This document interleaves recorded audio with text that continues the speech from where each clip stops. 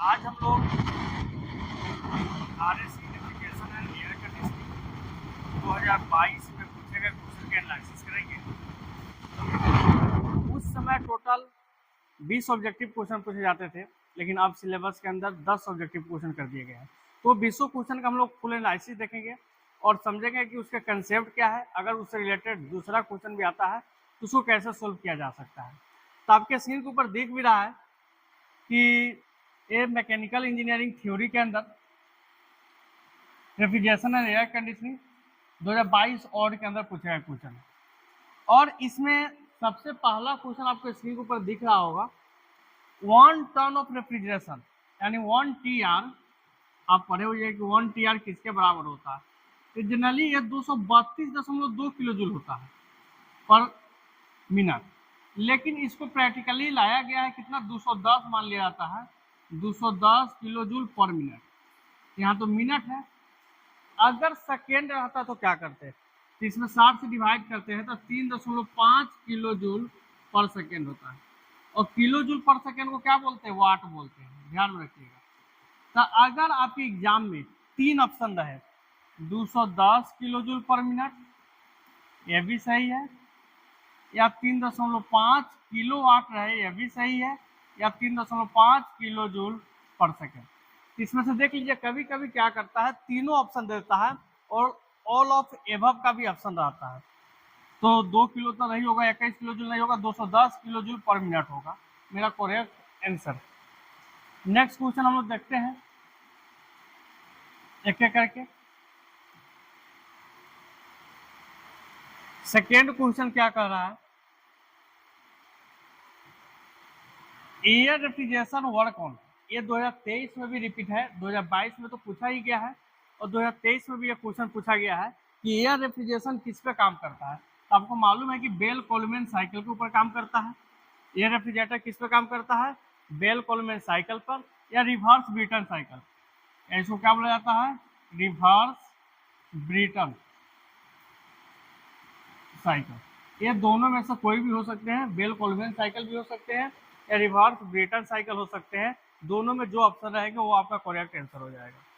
Third question है, the refrigerant commonly use in vapour absorption. अब देखिए, इसके पहले 2023 का जब क्वेश्चन देखिएगा तो इसमें वेपर कंप्रेशन का पूछा है, VCR का पूछा है।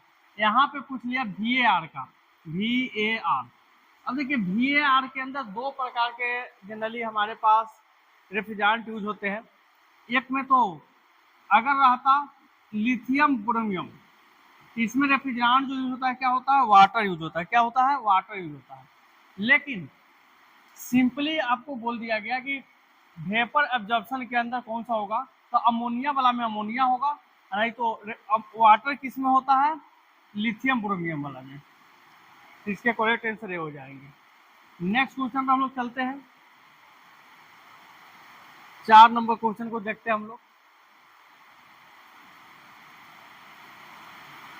Which of the following is the result of reduction in operating pressure in air refrigeration cycle? अगर एयर रेफ्रिजरेशन साइकिल के अंदर प्रेशर कम होता है तो इसका डिसएडवांटेज क्या होगा, इसका रिजल्ट क्या होगा, उसका COP क्या हो जाएगा, घट जाएगा। उसका COP क्या हो जाएगा, घट जाएगा, ध्यान में रखिएगा। Which of the following is the common application of air standard refrigeration system? Air refrigeration system का मेन कॉमन एप्लीकेशन कहाँ पे है, यहाँ पे एयर स्टैंडर्ड है। तो एयर स्टैंडर्ड जनरली जो होते हैं ना रेफ्रिजरेशन सिस्टम आपके AC में होते हैं और एयरक्राफ्ट इंजन के अंदर। एयरक्राफ्ट यानी जो हेलीकॉप्टर के जो AC लगे होते हैं वो में कौन सा रहता है, एयर रेफ्रिजरेशन सिस्टम रहता है। बाकी ये सारे में हम लोग क्या होते हैं, अमोनिया वाले होते हैं। ये सारे के सारे जितने भी रेफ्रिजरेशन है, मेरे घर में जो फ्रिज लगे होते हैं, कोल्ड स्टोरेज में फ्रिज लगे होते हैं, उसमें क्या रहते हैं, जनरली अमोनिया वाले रहते हैं। कंप्लीट हुआ।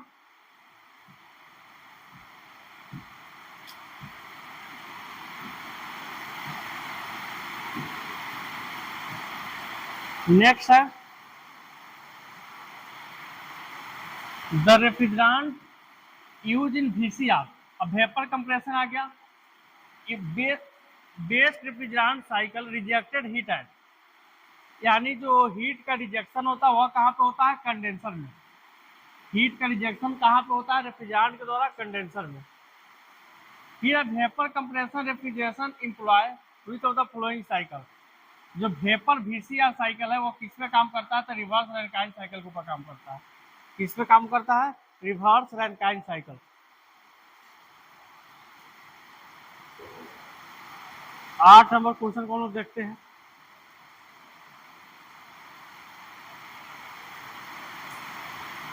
द हीट रिजेक्शन फैक्टर यानी heat rejection factor in vapour compression refrigeration system हमेशा एक से अधिक होता है, वो मोर देन 1 होता है। देखिए हीट रिजेक्शन सिस्टम क्या होते हैं, क्योंकि आप जानते हैं सिंपल फॉर्मूला होता है हीट रिजेक्शन फैक्टर का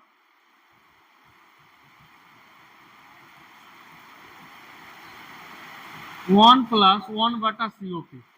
देखिए हमेशा इसका जो मान आएगा 1 प्लस में कुछ आएगा, इसलिए इसका मान 1 से क्या होता है? कुछ ना कुछ अधिक होता है। 1 से क्या होगा? इसका कुछ ना कुछ अधिक होगा, तो ऑलवेज मोर देन क्या होगा? 1 होगा।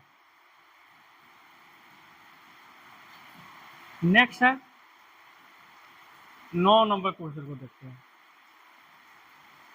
When water lithium bromide in use the vapour absorption refrigeration system then water is refrigerant. ये पहले ही बताया कि लिथियम ब्रोमाइड में वाटर रेफ्रिजरेंट होता है।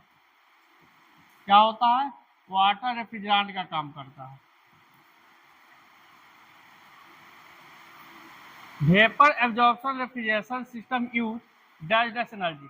2023 में पूछा गया था कि वेपर कंप्रेशन कौन सा एनर्जी यूज करता है? मैकेनिकल एनर्जी यूज करता है, जबकि वेपर एब्जॉर्प्शन क्या यूज करता है? हीट एनर्जी यूज करता है। क्या यूज करता है? हीट एनर्जी यूज करता है। नेक्स्ट क्वेश्चन हम लोग देखेंगे।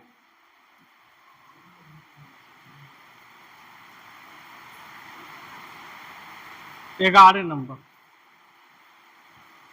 इन which of the following type of compressor are the motor and compressor enclose in the same housing. हाँ, एक ही हाउसिंग के अंदर किस के अंदर पूरा का पूरा पैक होता है? तो ये होता है hermetic.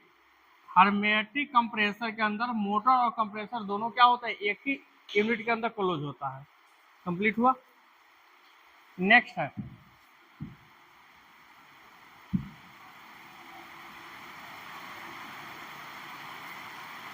Compression ratio for compressor. Compression ratio भी हमेशा 1 से अधिक होगा, मोर देन 1 होता है। कंप्रेशन रेशियो का मतलब डिस्चार्ज प्रेशर बटा क्या होता है? Suction pressure.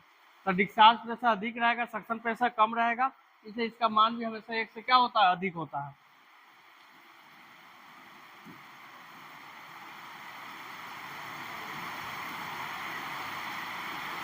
नेक्स्ट क्वेश्चन देख रहे हैं हम लोग। First is form in cooling coil due to क्या होगा? Moisture present in evaporator. अगर इवापोरेटर के अंदर मॉइस्चर है तो इसका मतलब होता है फर्स्ट बनता है। In the evaporator of refrigerator system the refrigerant change from. Evaporator के अंदर क्या होता है? लिक्विड से वेपर में बदलता है। इवापोरेटर के अंदर क्या होता है? लिक्विड से क्या चीज में बदलता है? वेपर में बदलता है। लिक्विड से क्या चीज में बदलेगा? वेपर में बदलेगा।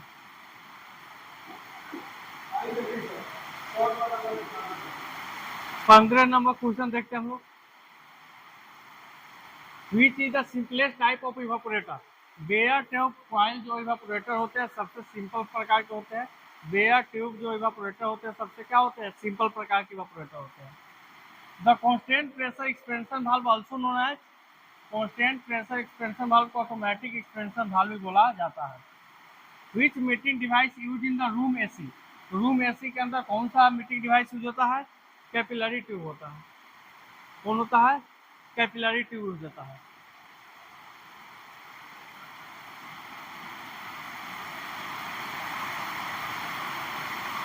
दो तीन क्वेश्चन और है। 18 नंबर क्वेश्चन है ड्यूरिंग हीटिंग एंड डिह्यूमिडिफिकेशन। गर्म करेंगे और डिह्यूमिडिफाई करेंगे तो ड्राई बल्ब टेम्परेचर क्या होगा? इंक्रीज करेगा। ठीक है। On the psychrometric chart wet bulb temperature. देखिए साइक्रोमेट्रिक चार्ट के बारे में आपको नॉलेज होगा। ये होते हैं ड्राई बल्ब टेम्परेचर, ये डीबीटी होते हैं। इसी में इस प्रकार से रहेगा तो ये क्या होता है? डब्ल्यूबीटी रहता है। थोड़ा सा ज़्यादा रहेगा इंक्लाइन, ये क्या होते हैं? स्पेसिफिक ह्यूमिडिटी रहते हैं। इस प्रकार से रहेगा तो इसको बोलते हैं रिलेटिव ह्यूमिडिटी। तो जो वेट और टेम्परेचर होते हैं स्लाइटली इंक्लाइन होते हैं। और लास्ट जो क्वेश्चन है, विच of the following property desirable है आइडियल रेफ्रिजरेंट। तो आइडियल रेफ्रिजरेंट का क्या होना चाहिए, विस्कोसिटी क्या होना चाहिए, लो होना चाहिए। तो उम्मीद है कि आपको अच्छे से क्लास समझ में आया होगा। मिलते हैं हम फिर नेक्स्ट क्लास में।